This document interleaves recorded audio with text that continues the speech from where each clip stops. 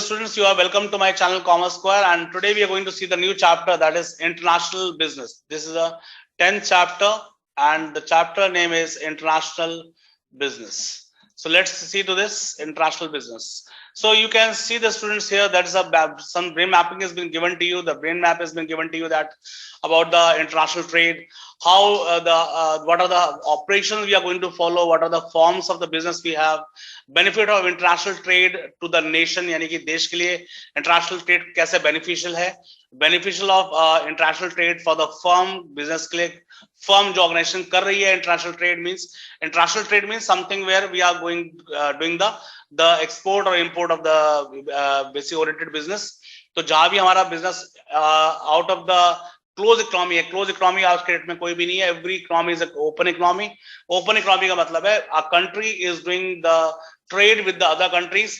वैसे ही हमारे देश में जो बिजनेसमैन हैं वो यहाँ से बाहर एक्सपोर्ट करते हैं या बाहर से हमारे देश में इंपोर्ट करते हैं. It depends what are they, either they are exporter और दे आर इंपोर्टर और they are both exporter and importer, दोनों ही होते हैं. तो उसमें कहाँ बेनिफिट अपने फर्म को कर रहे हैं.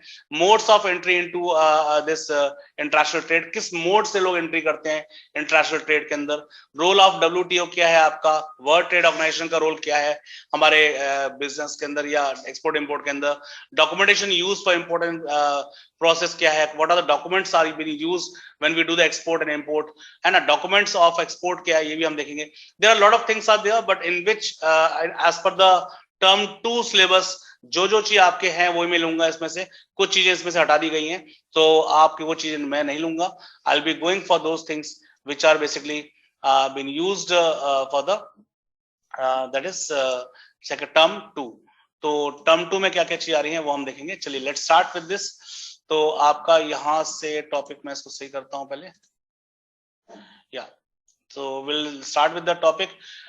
So let's have an intro of that is international trade. So manufacturing and trading beyond the geographical boundaries of the country is known as international business. देखिए इंटरनेशनल बिजनेस का मतलब ये है जहां पे हम मैन्युफैक्चर कर रहे हैं या ट्रेड कर रहे हैं. देखिए दोनों चीजें, manufacturing and trading beyond the geographical location of our country. हमारे देश का जो ज्योग्राफिकल पोजीशन है उससे बाहर जाके हम कोई बिजनेस करते हैं तो that is called international trade. And the development of communication technology and infrastructure make it possible. इसको हमारे जो ऑक्सिलरीज ऑफ ट्रेड है, आप लोगों ने पहले पढ़ा होगा टर्शियरी इंडस्ट्री के अंदर ऑक्सिलरीज ऑफ ट्रेड आता है. That is part is communication technology infrastructure, कि जिस कंट्री का इंफ्रास्ट्रक्चर स्ट्रांग है. इंफ्रास्ट्रक्चर का मतलब क्या है बेसिकली, दैट इज जैसे आपका for example most of the goods are going through the airways, are going through the you can say waterway. तो पानी के रास्ते से या आपके हवा के रास्ते से जा रहा है इंटरनेशनल ट्रेड में. तो डेफिनेट रोड से बहुत कम जा रहे हैं लेकिन जाता है. बहुत से कंट्रीज आसपास की नेबरिंग कंट्रीज में थ्रू रोड भी जाता है. तो इंफ्रास्ट्रक्चर बहुत स्ट्रांग चाहिए, वेयर हाउसिंग बहुत ज्यादा अच्छे चाहिए. जब आप देखेंगे जो जितने भी आप पोर्ट्स देखेंगे, पोर्ट्स के पास you will find very very big warehouses. Why these big warehouses are there? Because export और import कोई चीज हो रही है तो एकदम से आप लेके जाएंगे और एक्सपोर्ट हो जाएगी, ऐसा नहीं होता है. उनको एक रिक्वायर्ड वेयर हाउस पे रखना पड़ता है फॉर टाइम बीइंग, जिसके बाद वहां से फिर उसको अपलोड किया जाता है that is in the ship and then from there it is been sent to that particular destination. तो ये सारे चीजें हम तब कर पाते हैं जब हमारे पास एक इंफ्रास्ट्रक्चर डेवलप होता है. और इंफ्रास्ट्रक्चर जो है कौन दे रहा है, वहां की गवर्नमेंट, वहां की जो सरकार है वो दे रही होती है. और technology and communication definitely, because these are the you can say the activated brain cells of the organization. now किसी भी ऑर्गेनाइजेशन के लिए एक्टिवेटेड ब्रेन सेल्स के रूप में काम कर रहे हैं क्या, कम्युनिकेशन एंड टेक्नोलॉजी. ठीक है ना. तो ये टेक्नोलॉजी अगर नहीं अच्छी हो या कम्युनिकेशन अच्छा नहीं होगा तो हमारा ट्रांजैक्शंस जो भी हो रहे हैं, लेन देन हो रहे हैं, वो हमारे यहाँ पॉसिबिलिटी ही नहीं है जो हम कर सकें. So the new modes of communication development are faster and more efficient means of transportation have brought nations closer to one another, result of which trade between them can take place. Following are the main reason behind international trade. देखिए international trade आज के में इसमें कहा ना, क्योंकि technology ने क्या किया, दुनिया को करीब ला दिया है. ठीक है ना. दुनिया को करीब कैसे ला दिया, because the goods which used to take in at certain time 2 months to reach, 3 months to reach, 3 महीना 4 महीना लेता था, आज वो कुछ दिनों में, कुछ हफ्तों में आ जाता है. तो ये पॉसिबिलिटी कब बनती है, ये पॉसिबिलिटी तभी बन सकती है because of the good communication, because of the good you can say infrastructure, because of the good technology, उसकी वजह से बन सकती है, otherwise it is not possible, right? So now what are the reason behind for international business जो है उसको हम देख लेते हैं। First point is unequal distribution of natural resource and difference in the productivity level of the countries, making them incapable of producing every good of their requirement. अभी मैं हाल ही में एक बिजनेस मैगजीन पढ़ रहा था, उसमें मैंने देखा कि वर्ल्ड का 23 to 26%, वर्ल्ड का 23 to 26% of the goods are manufactured by China. And it is one of the highest pollution zone also all over the world. World का 23 से 26% का मतलब हो गया, वर्ल्ड को, दुनिया को एक्साइड कर दीजिए, 1/4 means 1/4 of the whole world goods जितने बन रहे हैं उसको चाइना लीड कर रहा है।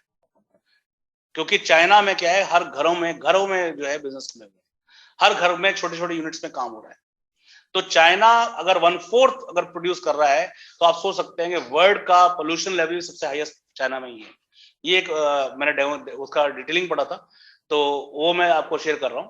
तो नेचुरल रिसोर्स, ठीक है ना, अभी आपने देखा होगा चाइना ने जो है, जो तालिबान अभी अब कंट्री में भी इन्वेट किया, तालिबानों ने उसको टेक ओवर कर लिया, तो तालिबान को वो हेल्प करने को तैयार हो गया कि मैं आपको जो है सब कुछ देने को तैयार हूँ, रिसोर्सेज और money and ammunitions, arms and ammunitions. तो चाइना ऐसा क्यों करना चाहता है, पाकिस्तान को इतना सारा सपोर्ट क्यों दे रहा है? आज में श्रीलंका में आप देखिए, श्रीलंका में उसने काफी ज्यादा उसने जो है लोन्स दिए हैं, श्रीलंका को दिए हैं बेसिकली। तो ऐसा चाइना क्यों करता है? चाइना जानता है उन कंट्रीज के बारे में, they have the full research about those countries कि पाकिस्तान में इतना रिसोर्स है जो वहां के खुद लोग रिसोर्स की इस्तेमाल नहीं कर पा रहे। They are not in position to extract the resource from there. अभी आपको लगता है अफगानिस्तान या अरब कंट्रीज में जो रिसोर्स है, क्या है वहां पे? आपको लगे वहां तो रेत है, वहां रेत नहीं है। पेट्रोलियम इज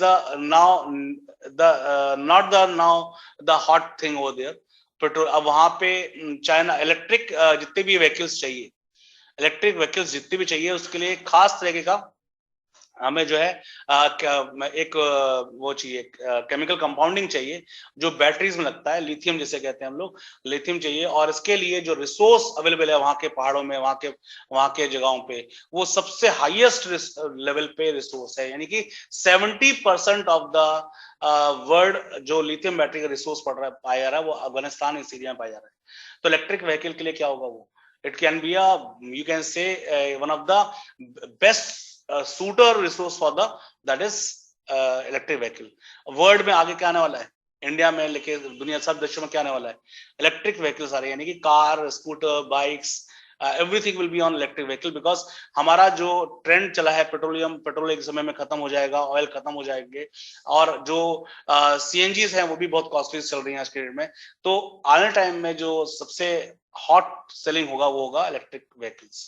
और उसके लिए आप देखिए, आज मोबाइल सबसे ज्यादा, गैजेट जितने भी देख लीजिए, all laptops, all mobiles, everything is been electronically been charge.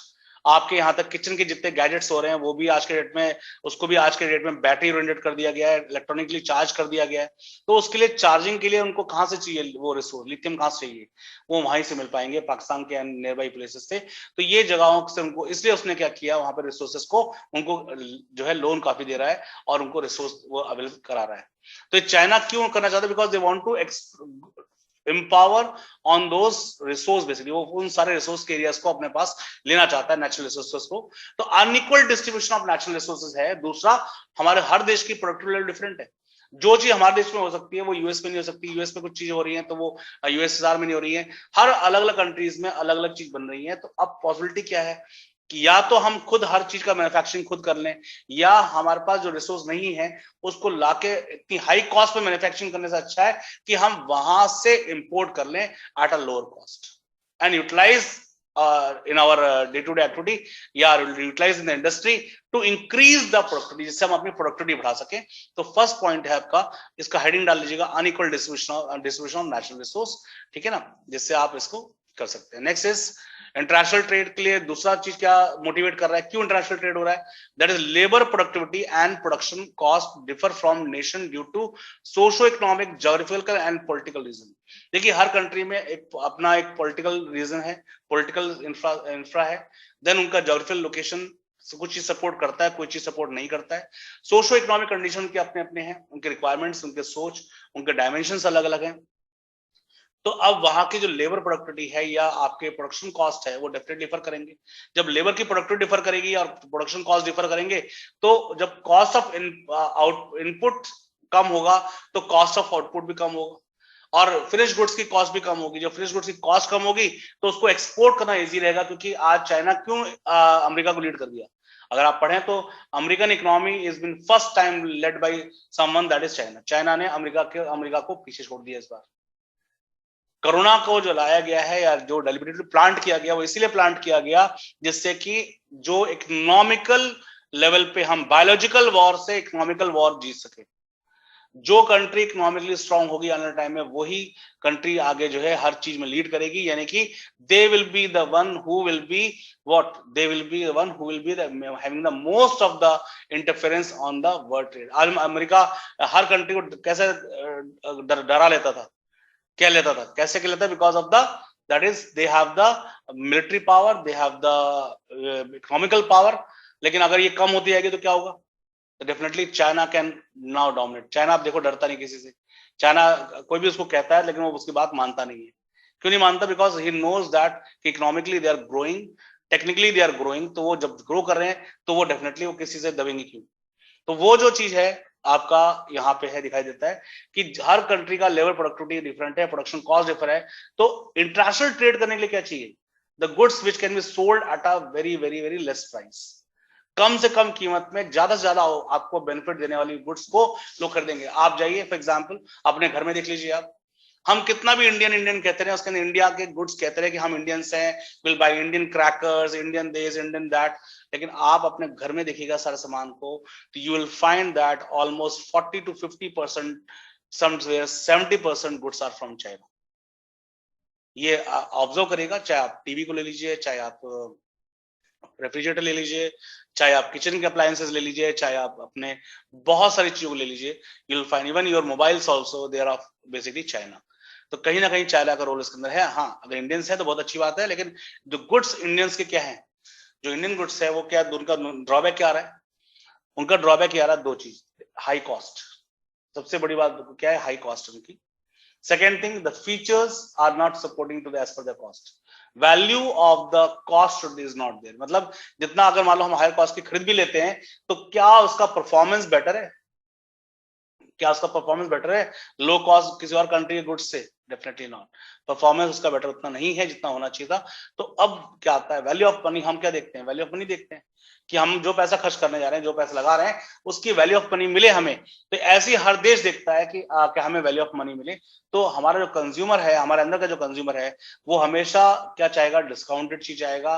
वो हमेशा चाहेगा कि we should get the goods at a lower cost which can give us the maximum benefit. ये आज के डेट में आप देख लीजिए हो गया। आज इंडिया में कंप्यूटर का जो मार्केट है या आपका मोबाइल का जो मार्केट है, जब से इंपोर्ट कम हुआ है चाइना से, इंडियन गवर्नमेंट ने इंपोर्ट कम किया चाइना गुड्स का, तब से ये 30 to 40% इंक्रीज हो गया। 30 to 40% इंक्रीज हो गया at from the time of the lockdown. Lockdown के समय से, क्योंकि इसकी डिमांड इतनी ज्यादा थी कि आप इसको रोक नहीं सकते। आज हर बच्चे को एक मोबाइल चाहिए, हर बच्चे को, चाहे वो छोटा बच्चा भी है तो क्या हुआ, उसे एक लैपटॉप चाहिए, उसे डेस्कटॉप चाहिए, या उसे एक टैबलेट चाहिए जहां पे बैठ के वो पढ़ सके। तो उसको वो चीज एक्सेस कराने के लिए क्या चीज चाहिए? मोड चाहिए, मीडियम चाहिए। तो कहां से मिल रहा था? चाइना से मिल रहा था। अब इंडियन गवर्नमेंट इसको रोक नहीं सकती, तो क्या किया उन्होंने? इंपोर्ट को रोक दिया। इंपोर्ट रोकने से क्या हो गया? अब हमारे देश में जो गुड्स है उनको ये अगर लेना है तो क्या होगा? वी हैव टू पे हायर द कॉस्ट। तो हमें 30 to 40% एक्स्ट्रा कॉस्ट देना पड़ रहा है, जो सामान हम लोग 30 to 40% कम में मिल सकता था। लेकिन it is important from the economic point of view, Indian government ने क्यों रखा, उसका अपना अलग पर्सपेक्टिव है। लेकिन इससे लॉकडाउन में गुड्स महंगे हुए। ये सारी चीज आपको समझना पड़ेगा, what are the how the things are operated on the world level. तो इसमें हम देखेंगे थर्ड पॉइंट आपका आता है बेटा, availability of different factors of production such as labour, capital and raw material differ among nations. Availability of different factor of production, हमारा FOP factor of production जो है हर कंट्री में डिफरेंट है। फॉर एग्जाम्पल इंडिया में population ज्यादा है तो लेबर इंटेंसिव वर्क ज्यादा हम इकोनॉमिकल कर सकते हैं। चाइना में पॉपुलेशन ज्यादा है तो वहां पे लेबर इंटेंसिव वर्क ज्यादा कर सकते हैं। बहुत से कंट्रीज ऐसे हैं जहाँ पे सॉरी वर्कर्स जो है लेबर्स जो है बहुत कॉस्टली है, क्योंकि वहां पे बहुत कम मात्रा में लोग मिलते हैं, और वहां पे जब वो लोग कम है तो definitely you will find what that is they are of very very high cost. In European countries, in American countries, you will not find that is made for home. लोग घर के लिए कोई आपको बर्तन के लिए या आपको कपड़ों के लिए कोई नौकरानी मिलने वाली नहीं है। वहां मिलती अगर है तो it is very very high cost with the people can't afford it, वो अफोर्ड नहीं कर सकते। तो करना क्या पड़ता है वहां पे लोगों को, वो सारे काम खुद अपने आप करते हैं। वहां पे अगर खाना खा रहे हो, बर्तन धो रहे हो, सब कुछ काम उनको खुद करना पड़ रहा है। They are not in position to afford it. India में क्योंकि इकोनॉमिकल है, बहुत लेबर, अभी अनएम्प्लॉयमेंट ज्यादा है, अभी लेबर बहुत वर्कर बहुत सारे लोग हैं, अनस्किल्ड बहुत सारे लोग हैं, अभी स्किल्ड तो है ही नहीं बहुत ज्यादा, लेकिन अनस्किल्ड बहुत लोग हैं। तो उनको आप जो है आज बहुत कम सस्ते रेट पे भी आप काम करा सकते हैं। आप यहाँ यू कैन इमेजिन एक दिहाड़ी पे मजदूर जो काम कर रहा है वो आपका 200 से लेकर 300 रुपए पर डे पे काम करता है। And you can imagine how much work he does since 9 o'clock till 5 o'clock तक वो काम करेगा, लेकिन कितना मेहनत करता है वो, और पूरे दिन मिलता है कितना, उसको 300 रुपए मिल रहे हैं, जिसमें वो हार्डली अपने घर का खाना अफोर्ड कर सकता है। दैट इज 1 or 2 टाइम का खाना अफोर्ड कर सकता है।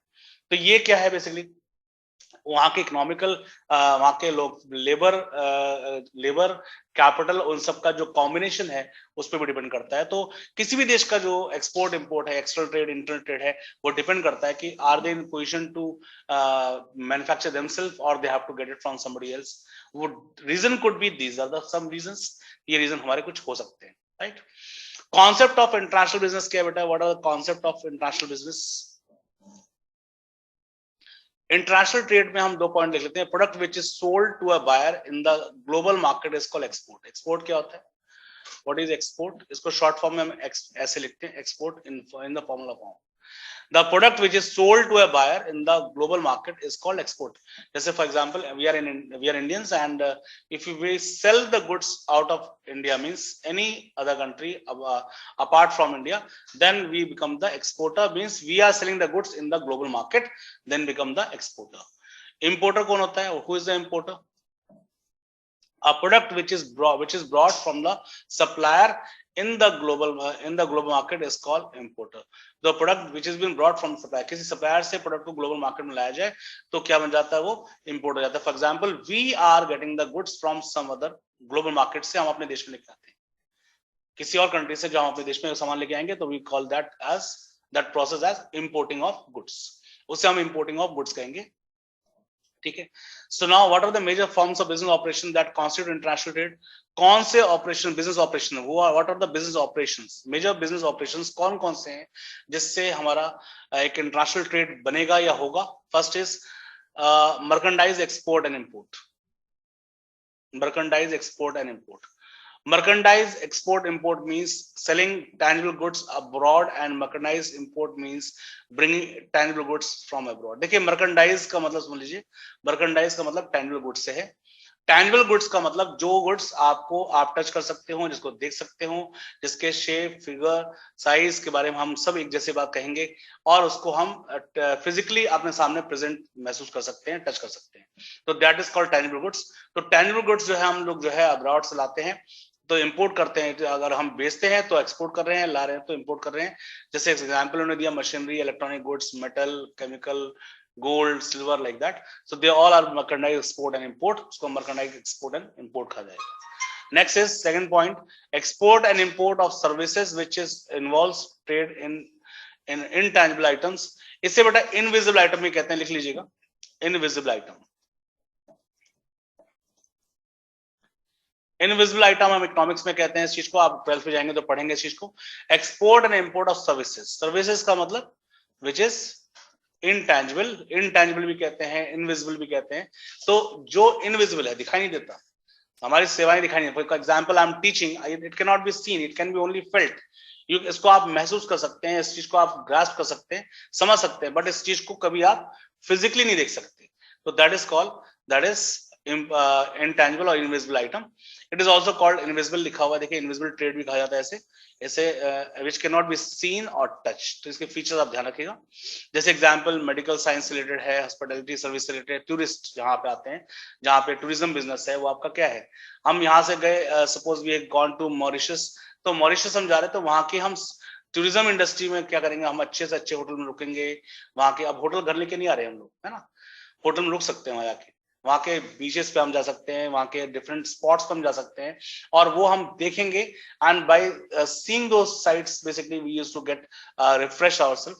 तो ये हम देख के आते हैं, वहां पे फोटोग्राफ कर लेते हैं, लेकिन ये नहीं हो सकता कि वहां की चीजों हम वहां से उठा के यहाँ ले आए अपने देश में, पॉसिबिलिटी नहीं है। So there all are called, that is invisible items, transporting, है ना, अक्रॉस द वर्ल्ड। ये सब चीजें जो है हमारे क्या है, that is export and import of this good, these things are called, that is invisible trade. इसे इनविजिबल ट्रेड भी कहा जाता है। Third point, another way of entering into international business is licensing and franchising country to produce and sell goods under their trademark, patent or copyright. Light नहीं बेटा, right है ये, this is not light, it is right. In lieu of some fee is called licensing. अब जैसे Pepsi है, Coke है ना, Britannia है, lots of companies are there. For example, बाटा है, लोगों को लगता है Bata is an Indian company, Bata is not an Indian company, it is a foreign company, right. So बहुत सारी कंपनियां हमें लगता है कि इंडियन है, they are not Indian companies. Bata seems to be like Indian company, but it is not a Indian company. तो ये सारी कंपनीज जो है हमारे देश में क्या करते हैं, अपने अपने गुड्स को लाइसेंस कर रखा है, उन्होंने फ्रेंचाइजी दे रखा है। आपने देखा होगा मैकडीज है ना, पिज्जा हट है, तो इन सब ने क्या कर रखा है, जो ओरिजिनेटर है वो अपने अपने कंट्रीज में है, वो जर्मन में, यूके में, यूएस में, और वहां से उन्होंने क्या किया, हमारे देश को क्या किया, उन्होंने लाइसेंस कर दिया अंडर द इकोनॉमिकल स्कीम की, जो हमारा स्कीम था लिबरलाइजेशन पॉलिसी का, ग्लोबलाइजेशन पॉलिसी का, 1992 में जब मनमोहन सिंह जी ने किया था तब के समय में। तो वो लोग ने क्या किया, हमारे देश में आके उन्होंने क्या प्लांट लगाए, अपने एस्टेब्लिशमेंट लगाया, और फ्रेंचाइजी जिनको दिया उनसे क्या किया कि हम आपको सारे नो हाउ देंगे। नो हाउ का मतलब टेक्निकल एक्सपर्टीज देंगे, अपने फॉर्मूला देंगे, हम अपने पेटेंट्स के बारे में बताएंगे, आपको सब कुछ हम देंगे, आपको पूरा एस्टैब्लिश करेंगे। आप जो भी बिजनेस करेंगे उस बिजनेस का हमें एक फिक्स परसेंटेज हमें चाहिए, हमें फिक्स परसेंटेज हमें हर साल अपने पास चाहिए as a revenue, as a income.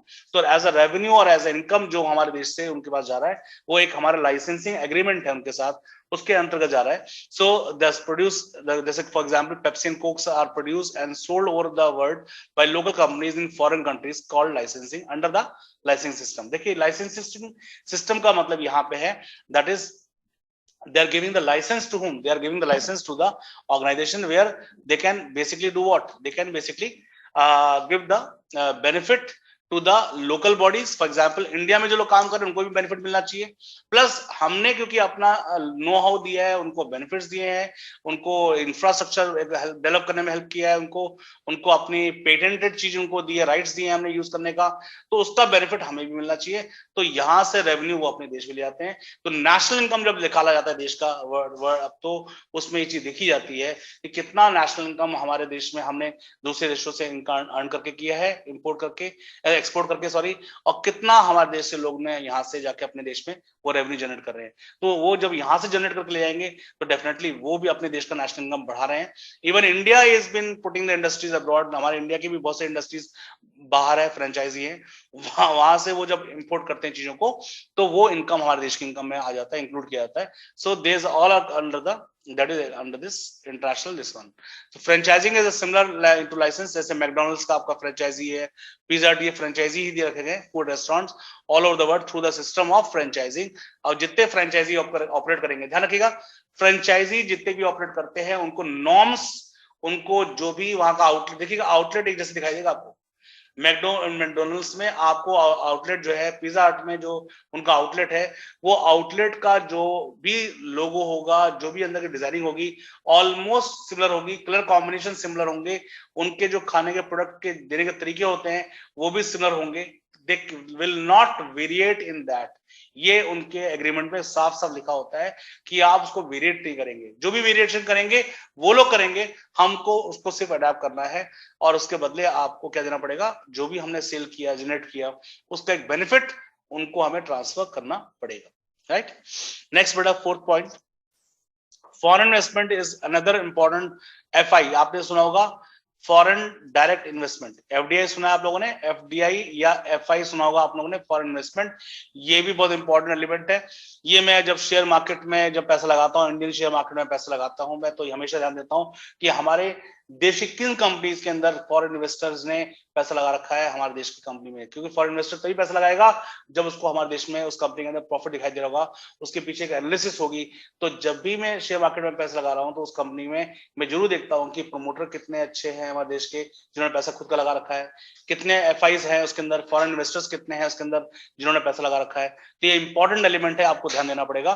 That is important from the international business point of view. It can be of two type, दो टाइप के हमारे, direct and portfolio investment. Portfolio investment या direct investment क्या होता है, मैंने आपको बताया, एफडीआई, फॉरेन डायरेक्ट इन्वेस्टमेंट। तो डायरेक्ट इन्वेस्टमेंट है क्या बेटा, take place when the company directly invest in property such as plant and machinery in foreign countries with the view to take production and marketing for goods and services in those countries.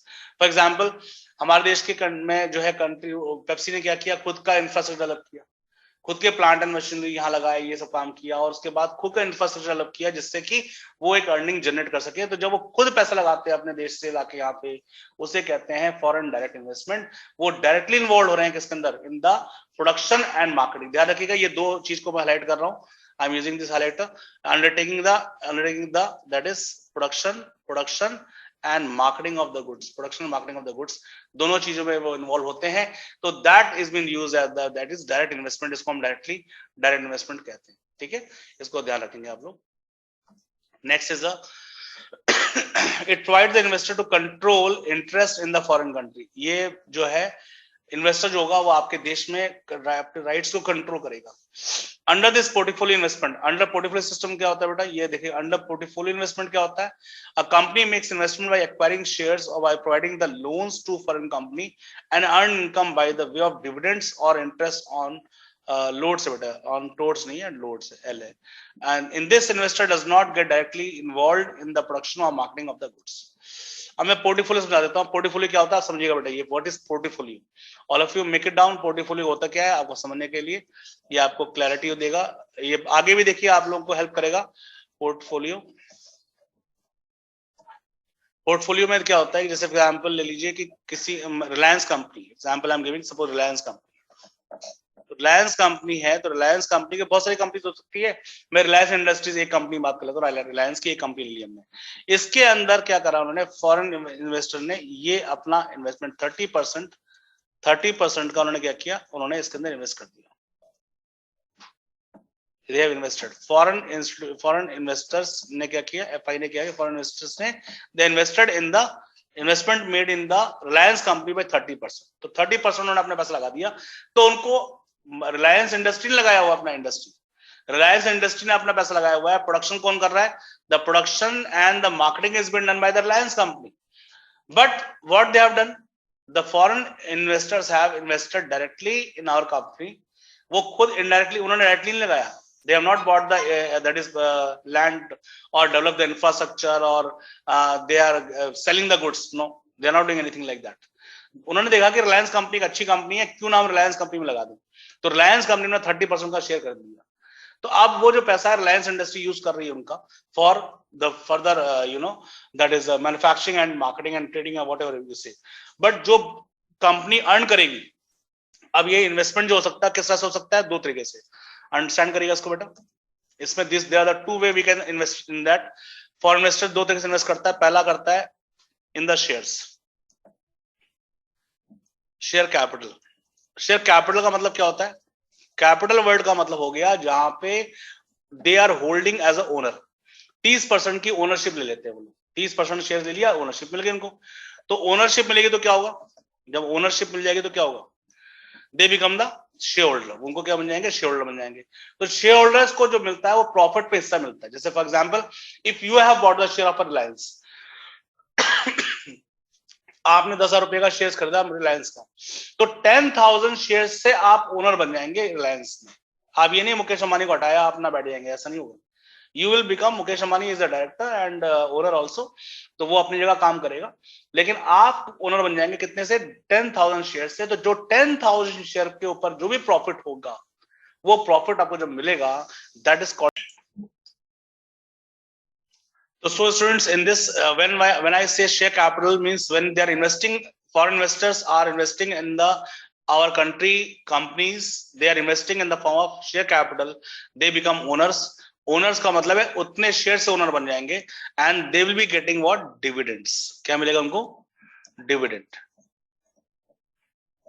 Dividends का मतलब होता है that is profit,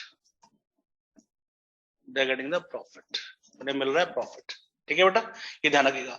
दूसरा तरीका क्या है बेटा, दूसरा तरीका क्या है, दूसरा तरीका है यहाँ पे मैं ये लिख रहा हूँ, that is second point, this is the first. Second क्या है आपका, that is I take the separate pen for this. Second आपका आ जाता है that is they give loan to the company. वो आपको क्या देते हैं, that is they give the loan to the company, and loan क्या हो गया, they give the loan to the company। मैं इसको लोन में कन्वर्ट कर देता हूँ। लोन, तो जब लोन देंगे वो कंपनी को, तो क्या होगा, लोन देंगे तो लोन में क्या उनका आता है, दे गेट द इंटरेस्ट, उसमें उनको क्या मिलता है, इंटरेस्ट। उनकी इनकम होती है किस फॉर्म में, इंटरेस्ट के फॉर्म में। तो इंटरेस्ट के फॉर्म में जो इनकम हो रही है वो भी उनका इनकम है, वो भी उनका इनकम है, और प्रॉफिट के फॉर्म में अगर हो रही है तो भी उनका इनकम है, लेकिन दोनों के फॉर्म अलग अलग है। They are two different forms. One is interest, जब लोन देते हैं तो इंटरेस्ट मिलेगा, जो आपका फिक्स होगा, फिक्स परसेंटेज होगा इसके अंदर, और ये मस्ट है, इट इज मस्ट। मस्ट का मतलब हो गया इंटरेस्ट को हमारा जो कंपनी है उसको देना ही पड़ेगा इंटरेस्ट, वो लोन लेगा तो इंटरेस्ट देना मस्ट है। डिविडेंड में पॉसिबिलिटी बन जाती है कभी कभी कि प्रॉफिट नहीं हुआ तो नहीं भी देगा, अगर ज्यादा हुआ तो ज्यादा देगा, कम हुआ प्रॉफिट तो कम देगा। That the variation can be there in the dividend, but interest में वेरिएशन नहीं हो सकता है। तो ये फॉरेन इन्वेस्टर्स को जो है कौन दे रहा है, फॉरेन इन्वेस्टर्स को हमारे कंट्री में अगर वो लगाते हैं तो दे सकते हैं। अब ये पॉइंट आपको समझाना चाहिए कि what is portfolio investment and what is direct investment. ये दो पॉइंट इसके अंदर मैंने आपको क्लियर किए हैं। One is direct investment, direct investment में वो खुद का इंफ्रास्ट्रक्चर बनाते हैं, खुद का इंफ्रास्ट्रक्चर बनाते हैं,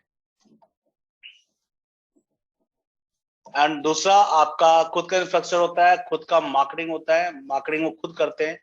तो infrastructure and marketing both are directly been involved, taken by the foreign investors, and they do it on their own. But when I say portfolio investment, मैं portfolio investment की बात कर रहा हूं, तो portfolio investment जो है उसमें क्या होता है, उसमें जो है फॉरेन इन्वेस्टर्स हमेशा अपना इन्वेस्टमेंट करेंगे when they buy the Indian companies shares from the national stock exchange और बॉम्बे स्टॉक एक्सचेंज से वो खरीदते हैं, और वो जो है उसके अंदर जो है पैसा लगाएंगे, एज अ शेयर कैपिटल लगाएंगे। जब बाय द शेयर्स करेंगे तो वो ओनर बन जाएंगे, ओनर बन जाएंगे तो उनको डिविडेंड मिलेगा, और अगर वो लोन लेंगे तो लोन देंगे, सॉरी लोन लेंगे नहीं, लोन देंगे तो वो उस पे इंटरेस्ट उनको मिलेगा जो कि फिक्स परसेंट होगा, और वो आपका हर साल देना मस्ट है। ये कंपनी ऑफ इंडियन कंपनी और another company can not evade dose interest, basically वो देना ही पड़ेगा, चाहे कंपनी लॉस में हो चाहे कंपनी प्रॉफिट में हो। डिविडेंड्स में वेरिएशन हो सकता है, तो प्रॉफिट ज्यादा अच्छा आया तो ज्यादा अच्छा डिविडेंड दिया, नहीं अच्छा आया तो नहीं दिया, कम आया तो कम दिया, depends on the that is investment part. तो ये दो तरीके से इसमें इन्वेस्टमेंट करते हैं। अब हमारा नेक्स्ट टॉपिक जो हम देखेंगे वो है benefit of international business. We will see this topic in the next video. Till now I am closing off. Any doubt you have, you can put in the query box and I'll be directly dealing with your doubts. Thank you all. God bless.